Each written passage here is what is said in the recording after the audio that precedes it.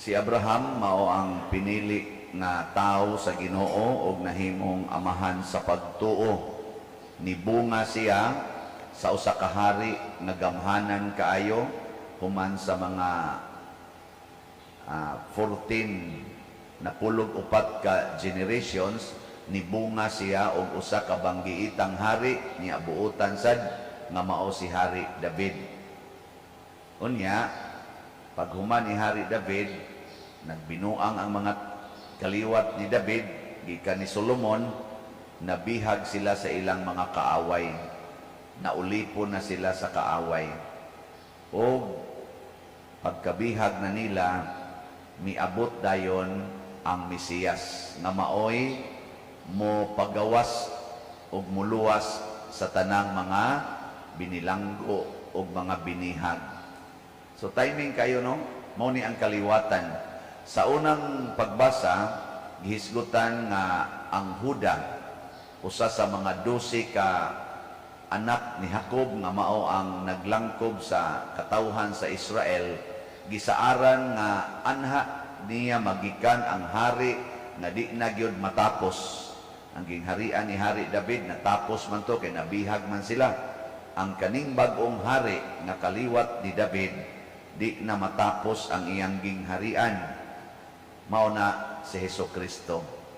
Niya ang mamimbro aning maong gingharian mahimo saad nga dili matapos, magpadayon ngadto sa langit. Niya mao na ni ang atong simbahan nga Katoliko. Masubay nato ang simbahang Katoliko gikan ni Abraham hangtod gyud karon. Kita ra sa tanang relihiyon sa tibuok kalibutan nga historically, biblically, theologically, philosophically, archaeologically nga makasubay niini.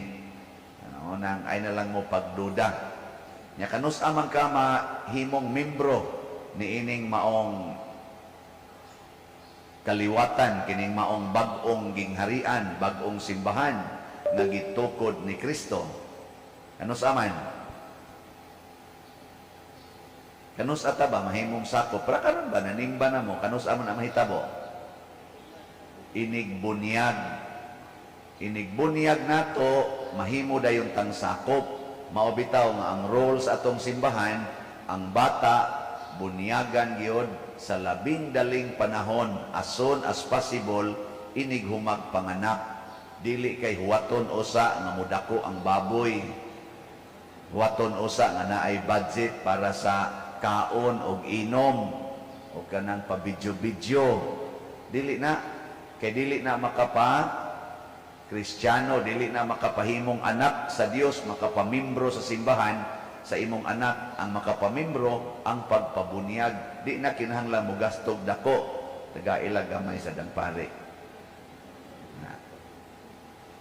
O kinsa dinhi ang kisa dinhi mga ginikanan nga nakatuman aning maong mando sa simbahan nga inikataos bata, bunyagan gidayon as soon as possible. Ta sa kamo, labing dugay 1 month gikas pagkatao, 1 month.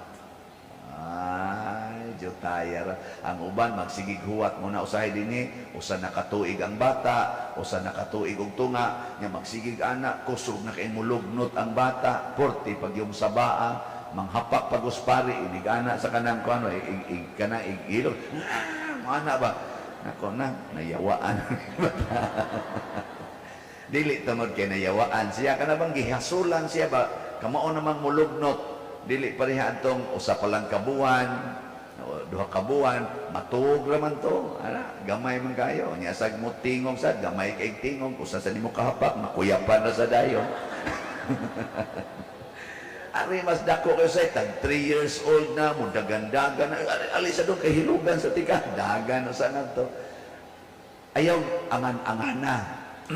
Nakaron unsa may mahitabo, inig humagbunyag nato, musod nato ang Espiritu Santo, kay maunay timaan nga kita anak sa Dios, templo sa Dios, kauban na ni Kristo. Musod siya nato. Ikaw niya pa din, mabuutan na taanayo, mabuutan na tagmaayo. Oh, mabuutan na kita. Ana, gilingi ay mong tupad. Yung na buutan na ka. Eh, kano, lingi ako no, inabuutan na ka kayo. Oh, nabuangon lang yapon. Ikaw, masa may kapuslan nas bunyag, na membro na ta sa gingharian sa Dios. Unya, kung sa may kapuslanan, aw sama sa nahitabo, panahon ni Abraham, panahon ni David, naagya po yung mga buangon niyang mga kaliwa. Nga naman, tungod kay sa dakong gugma sa Dios, gitagaan ta niyag kagawasan. Kita'y magbuot, kung mupuyo bata sumala sa gisugo, o musupak bata sa mga sugo. Ato na na. Ato bang usik-usikan ang grasya sa kabalaan, pinaagi sa pagsigig pakasala, o ato ba ning palambuon, pinaagi sa pagpugong sa kaugalingon, aron dili makasala? Ikaduhang lingi. Ingnaon sa man, ang imong grasya nilambo o giusik-usikan. Sa inaunsa man ka nag-usik-usik o ni palambo. Ana. Importante na nga ma-check up. Kay naara ba nato ang atong tan-aw sa kalambuan basta successful sa pag-eskwela, honor pagyod, nindot og trabaho, milambo ng kinabuhi gikas pagkapobre karon milyonaryo na. Pero ayaw na lang sa naghilabti ang akong mga bisyo, pader. Natural raman na, tao raman ta. Muabot yung panahon nga mabihag sa kasyawa. Kanang atong mga sala, ning atong mga bisyo, di gina nato suportahan. Nga naman, maunay, makapabihag nato ngadto sa gahom sa yawa. Ang bagong Babylonia, mauna ang kalibutan nga naay sala. Ang kalibutan sa sala. Muna ningos Kristo, conquer the world. Buntuga ang kalibutan. Ayaw pagtuo nga mulambo kaning kalibutan, mahimo na kang bilyonaryo, trilyonaryo, nga malambuon ka, malangit na ka. Di na kabayad og langit. Ang atong pagpuyo sa kinabuhi nga tininood. Mao na si Kristo, siya ang bagong hari, kay gikan sa iyang pagkatao, hangtod siya namatay, wa gid siya kasa. Model natong tanan na pwede na gid tang dili makasala ining kalibutanan. Nya ang unang makapapa sa sala, malimpyo gid ta ang bunyag. Nabitay uban maghilak-hilak pa kay guol kay sila nga ang ilang bata namatay. Batanon pa kaayong namatay ang bata. Hilak yun. Nya, nabunyagan na ni. Wala pang mabunyagi. Nya ka mo, nakasal na mo sa wapasan. Naku, may rasang namatay. Tadyo pa. Anamang, nagpuyo-puyo. Nya, pinangga kinila ilang bata. Anang gastuan yung maayo. Pero sila, wa nila panggaa ang ilang mga kasing-kasing o ang ilang kalag na naglunang sa sala. Magpabunyag din pinangga kayong bata, turban-turbanan pa, ang yumayo, napay mga kanang nindot kay nga mga dekorasyon, nya magkanang maghimo din sila kanang, sa tawag party-party, kay nabunyagan ang bata, pero ang nagkugos-kugos sa bata, way mga kasal.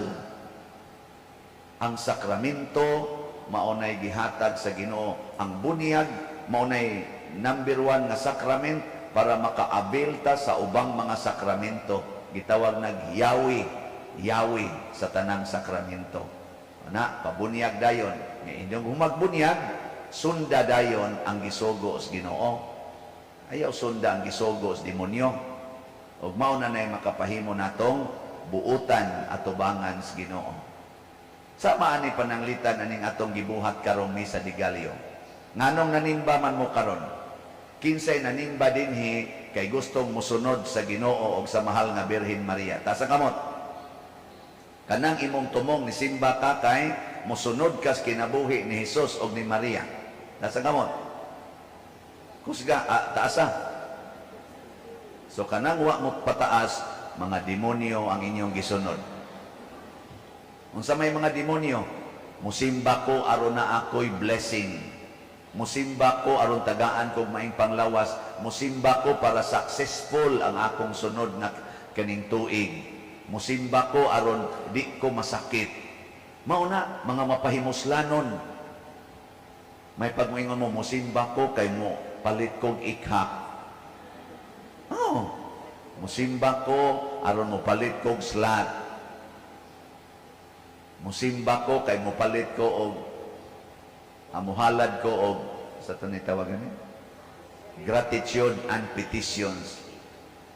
Musimba ko aron biyaan ko naning akong sala sa pagkadaok, sa pagkamaterialistik, sa pagkamalaw-ayon, sa pagkabakakon, sa pagkatigpakaaron ingnon, magpakaaron ingnon nga babay bisag laki, magpakaroon ingnon nga lalaki bisag babae, magpakaroon ingnon nga minyo bisag pare.